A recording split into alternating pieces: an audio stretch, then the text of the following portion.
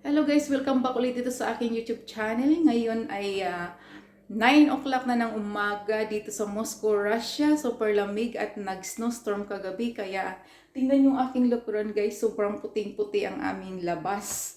So ngayon ay mayroon na lang tayong isang oras bago tayo aalis. So kailangan natin mag-prepare ng ating healthy, juicy fruits. Ngayon guys, samahan niyo ako sa aking kwento-kwento ng aking buhay bilang isang OFW masahista dito sa Russia. Tayo.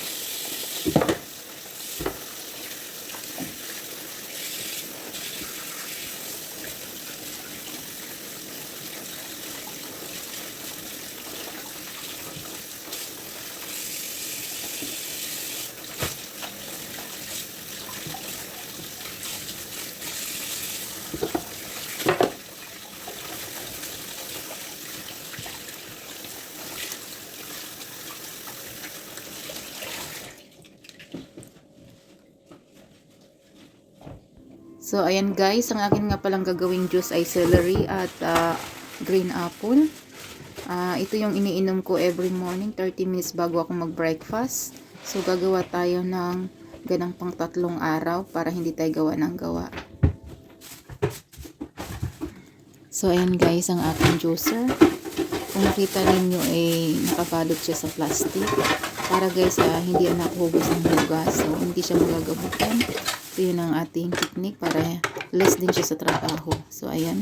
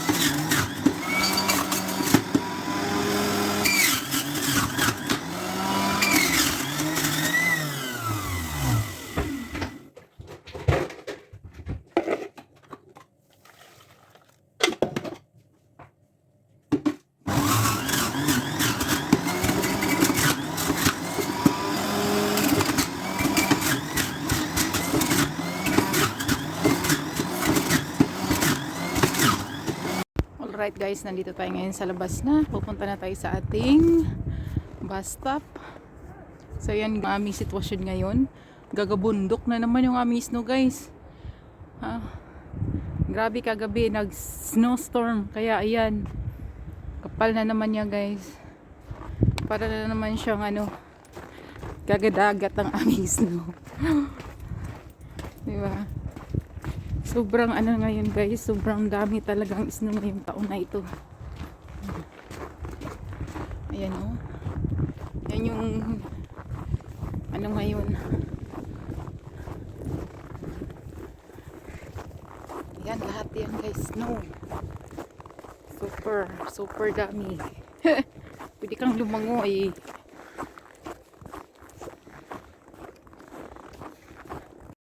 Alright guys, nandito na tayo sa ating bangko. Ngayon ay 2:00 na ng hapon, break time natin. So ito yung aking room guys, ayan. Kahit February na ngayon, buhay pa rin yung aking Christmas tree, Christmas light pala. Ayan, ito yung aking room. Napakasimple lang yung aking room. Yan naman, mayroon akong shower room. Wala siyang toilet pero nakakapagpa-shower sila. After massage o before massage, ayan naman yung towel ko. Pinapalaundry namin yung towel ko guys. Kaya malinis na malinis. Hindi katulad pag sa salon dahil paulit-ulit lang. Kami dito ay super linis namin. Kasi one towel isang client. Sa ibang mga salon guys ay hindi yun ginagawa namin. Kasi yun, utos ng aming receptionist or kung sino man yung may-ari. Kasi gusto nilang magtipid lalo't walang kliyente. So ngayon guys, break time natin. Ayan yung aking bag. So yan ang ating mundo dito guys. At mayroon akong dumbbell dyan. At iyan naman ay may music ako. Ako yung pakana niyan guys, idea ko yan. Kaya akin yung speaker, ayan. At dahil healthy living tayo guys, meron din tayong wastegate, kiluhan. So ayan, dahil may pahalaman din tayo guys dahil dito ay nasa underground ako. So bumili ako ng halaman. Pero guys, pamatay talaga siya guys. So, hindi siya lumalago. Lagi siyang siguro nagtampo yan dahil tinanggalan ko nga siya ng ibang mga kapatid. Kaya ayan. Pero yan, bagong suloy na yan. Sana ay lumago na siya. So may mga halaman pa ko kaso lang hindi siya nagtatagal. Yan lang yung nakasurvive. Welcome plan yan siya guys. So ayan yung ating room. Break time natin ngayon. At meron pa ako isang halaman din dito. Ayan. Pero alam ko yan, tuyo na siya. Hindi lang siya halata. Dahil para siyang, guys, para siyang lavender. So ayan. So ayan guys. Napainit ko na yung aking pagkain. Meron tayong sinigang na isda. Ito ay niluto ko nung isang araw. Dito kasi guys, meron kaming ref dito. So, nagluluto ako ng madamihan every Monday. So, ilang araw ko na yung kinakain.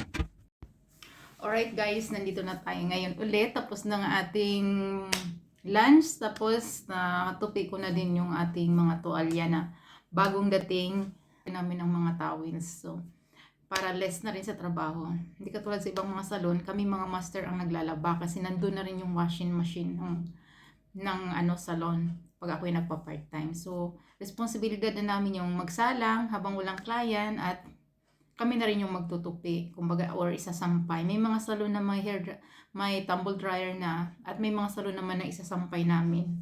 So, yun guys, ang ating kwento dito sa Moscow, Russia. Ito ngayon guys, ang kwento ko dito sa aking trabaho ay 8 years na ako ngayon, magda 9 kailan pa sa March.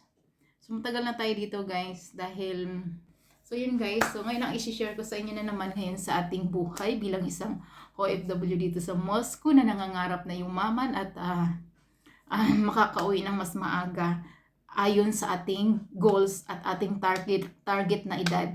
So ngayon guys, kung hindi nyo man itatanong, isasabihin ko na sa inyo, ang ginawa ko guys, kahit nandito ako sa abroad, wala akong partner sa Pilipinas. Tapos, paano ako nakapag-ipon at paano ko pinapagulong ang pera ko sa Pilipinas at Spain. Ngayon guys, hindi na natin naman kasi uso na ngayon ang internet. Kaya thank you sa new technology ngayon. So nagagamit na natin guys, cellphone lang. Ngayon, una kong tumulong sa akin sa pag-ipon, paghawak ng pera, ang nanay ko. Ang nanay ko kasi maliliit pa yung mga anak ko guys, inutusan ko yung nanay ko na mag-ipon para sa akin. Kasi nung nagpunta ko dito sa Russia guys, wala pa akong bangko. As in zero balance ako. So inutusan ko yung nanay ko mag-open sa akin ng bangko na pangalan sa kanya. Kasi wala naman kaming kakayahan na mag-open ng bangko dito sa abroad. Kasi wala namang ganun. So ngayon sa madaling salita guys, nakapag-open yung nanay ko. Siya yung every makaipon ako ng pera dito, pinapadala ko sa nanay ko. So ngayon, habang maliliit pa yung mga anak ko. So yun ang ginagawa ko, ipon lang ako, ipon. Kasi wala din naman kakayahan yung nanay ko na i-invest sa ibang bagay. Kasi siyempre matanda na yung nanay ko, tapos wala pa siyang pinag-aralan din katulad ko. Pero hindi lang tulad ngayon na kahit walang pinag-aralan o hindi ka nakapagtapos ng kurso mo, ano na ngayon guys, active na yung utak natin dahil sa technology. Pwede mo nang ma-search, pwede ka nang mag-self-study sa internet, YouTube, lahat ng gusto mong malaman, pwede mo nang ma-search. So, iba tayo ngayon at iba yung panahonan ng nanay natin. So, ngayon wala siyang kakayahan para mag-invest sa pera kung iniipon niya. So, steady ko lang yun sa bangko guys, kaya natagalan talaga ako bago ko naabot yung 1 million ko. So, ngayon sa madaling salita, nakaipon na ako ng kaunti doon sa nanay ko. Lumaki na yung mga anak ko guys. Ngayon nag-high school na yung panganay ko. Yung anak ko, yung babae, siya yung nakita ko sa kanya na ano siya, matured siya. Tapos, siyempre, kailangan mo lang talagang i-push mo siya na ipaliwanag mo sa kanya na kailangan mo ng tulong. Kailangan mo ng tulong, kailangan niyang matuto sa mga bagay-bagay. Kahit minor de edad pa yung anak ko noon guys. Ano pa lang siya noon, sa 16 years old guys. Tinuruan ko siya, sabi ko ning babae siya. Taga Batangas nga pala yung aking napangasawa, kaya nasa Batangas ako ngayon nakabili ng lote ko at napagawa ko ng bahay ko doon. So ngayon dahil Batanggenya nga sila, Ning ang tawag namin. So sabi ko, Ning, mag-aral ka. Ganito ang gawin mo, pumunta ka sa bangko. Kasi gusto ko nang, matanda na kasing nanay ko guys, ako natatakot ako. Ngayon saka gusto ko na talagang, eager na talaga akong i-rolls yung pera ko. So yun ang ginagawa ko. Wala akong kakayahan dito. Pwede lang ako mag-send, hindi ako pwedeng mag-receive. So yun ang nagiging problema ko. Kung paano ko i-roll yung pera ko sa bangko na naipon ng nanay ko. So ngayon guys, sa madaling salita, yung anak ko, ang pinus ko. 16 years old pa lang siya nun guys. So siya yung, inano ko nung una, paiyak-iyak pa daw, hindi daw niya kaya. Sabi ko, tinuruan ko siya guys, ginaid ko. Sabi ko, pumunta ka sa bangko, magtanong ka kung anong mga kailangan doon. At kinausap ko guys, kinausap ko yung tailor, nagito ganyan. So kailangan, dahil minor de edad siya, kailangan niya ng guardian. So ngayon yung tatay niya, nandun lang naman din sa paligid namin, yun, pinirmahan lang na yung filang sang guardian, dinala na yung pangalan yun sa mga requirements niya. So guys, sa madaling salita, naka-open ng anak ko at ni-transfer ko yung pera ko sa nanay ko doon sa pangalan niya. Ngayon, umuso naman ngayon guys yung, di ba, pwede na ngayon mag-transaction sa online. So tinuruan ko din siya, sabi ko magtanong ka kung paano natin ma-transfer ang pera na hindi na, kasi bata pa yung anak ko guys at saka babae pa siya. Ngayon natatakot ako pagka magpa-send ako ng pera sa kanya ng malakihan, natatakot ako baka madukutan siya o hold upin. Siyempre kahit magkano lang guys, parang delikado pa rin yun sa hirap ng buhay ngayon. So ngayon natatakot ako sa kanyang seguridad. So ginawa ko, sabi ko itanong mo sa bangko kung pwede siyang mag-transact ng online. So sa awa naman Diyos guys na natuto yung anak ko, tinuruan, dinownload yung mga application doon sa bangko, tinuruan siya kung paano. So ngayon guys, ngayon marunong na siya sa lahat ng mga transaction sa bangko. So ngayon, naglabas na ako ng pera na siya na yung humahawak. Pero hindi siya, ako pa rin dito sa online guys, yung nagko-connect, nagkukuha ng mga kontrata sa mga nangungutang sa akin at sa mga papilis kung anong dapat gawin. Yung anak ko, receive lang at saka send. Minsan, ang code namin, kailangan, pag nag-send siya ng pera, may code ako na tatawag muna ako at sasabihin ko sa kanya ng by phone, kasi baka mamaya na-hack din yung account ko. Kailangan din tayo mag-ingat ngayon guys, kasi super daming scammer. Pwede kang gayahin, pwedeng anuhin yung anak mo doon so yung ginagawa ko, bago sa mag-send ng pera sa mga magre-renew, sa mga mangungutang, mag-call muna ako sa kanya. Sabihin ko sa kanya sa call na yun yung tao na yun, yung sinend ko sa'yo, yun yung magsinan kayo, isend mo doon yung pera na yun. Ganun guys, sa madaling salita. So yun na yung aming mundo. So yung anak ko, siya yung parang utusan ko. Hanggang sa naging 17 years old siya. Ngayon ay 19 years old na siya guys. So ang aming, doon na kami nag-umpisa kung bakit ko nahawakan yung sa Pilipinas ko, yung palinding ko sa Spain at dito sa Russia. So kailangan mong cellphone lang guys, makapag-usap ka, ganyan. Kailangan mo ding may mga ebidensya. Katulad ng pagawain mo sila ng kasulatan, date at yung conversation ninyo, mga passport, IDs, mga ganun ang ginagawa ko guys. So ngayon, ang papel naman ng anak ko sa aking business, siya yung taga-transfer. Tapos yung bangko niya, yun, pag Pilipinas at Spain, doon pumapasok sa bangko niya. Kaya nakakapagpalinding ako, kahit nandito ako, wala akong sariling bank account, sa anak ko lang, saka lumilipad-lipad lang ganyan yung ating transaction. Pero malaking bagay kung mayroon kang kamag-anak sa Pilipinas na pwede mong pagtrasan Ako trust na trust ako sa anak ko guys, kasi hindi yan gagawa ng masama sa akin dahil nakadepende yan sa akin.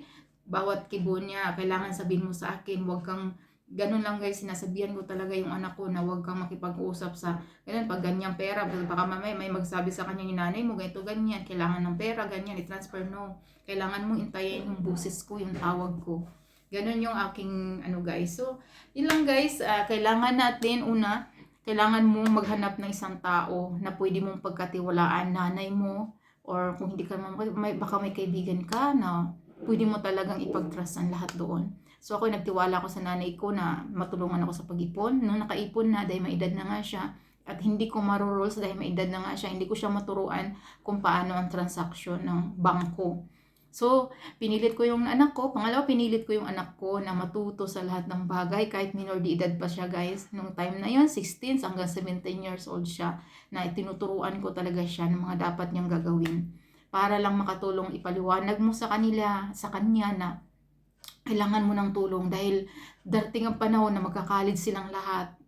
Hindi mo kakayanin kung ito lang kinikita natin. So, kaunting paliwanag lang guys, at bawat kibot ay bawat goals mo sa buhay mo, anong project mo, anong gusto mong mangyari sa pamilya na ninyo, explain nyo sa buong pamilya guys, kasi minsan pag hindi mo sila ma-explain, tapos sasabihin nila tinitipid mo sila, ganito ganyan. Maraming nangyari sa akin yan guys. Kaya ngayon na-learn ko na kailangan ko talagang isama sila sa goals ko. Na ito yung goals ko, ito yung gusto kong mangyari sa ating pamilya. Na darating ang panahon na hindi na tayo kailangan mangutang, at darating ang panahon na hindi na natin isipin yung bukas, yung kakainin natin bukas, at hindi na natin isipin kung magkano presyo, kung pumasok man tayo sa mall or something, kakain tayo sa restaurant, magagawa na natin guys. Sinasabi ko sa kanila yun na yun ang goals ko, na mag-asawa man kayo, hindi na ninyo maranasang lumayo pa sa mga anak nyo, at hindi nyo na maranasan yung lumaki yung anak nila na wala ang isang magulang nila o mga magulang nila, na katulad ng mga anak ko. So lagi kong pinapaliwanag sa kanila na pilitin ninyong huwag mangyari sa mga anak nyo, sa next generation nyo, na iiwan nyo rin ang maging katulad nyo. Sabi ko dun sa mga anak ko guys, na makatulad ninyo na lumaki kayong wala ako. Hindi nyo naranasan yung alagaan kayo ng nanay nyo. So ngayon, yun yung goals ko, na ayoko maranasan ng mga apo ko na wala ang kanilang magulang. Kung ngayon, sabi ko, tulungan ninyo ako sa goals ko. So lahat ng goals ko, anong project ko sa future, yun yung sinasabi ko sa kanila. So, bawat pamilya guys, hindi perfecto. Pati ako, hindi rin perfecto isang ina. Magkakamali. Pero ang pagkakamali, kailangan gawin nating lakas at baguhin natin kung anong pagkakamali mo ngayon. Bukas, ibahin mo na guys. So, yun lang guys. Maraming salamat sa sa inyong panunood.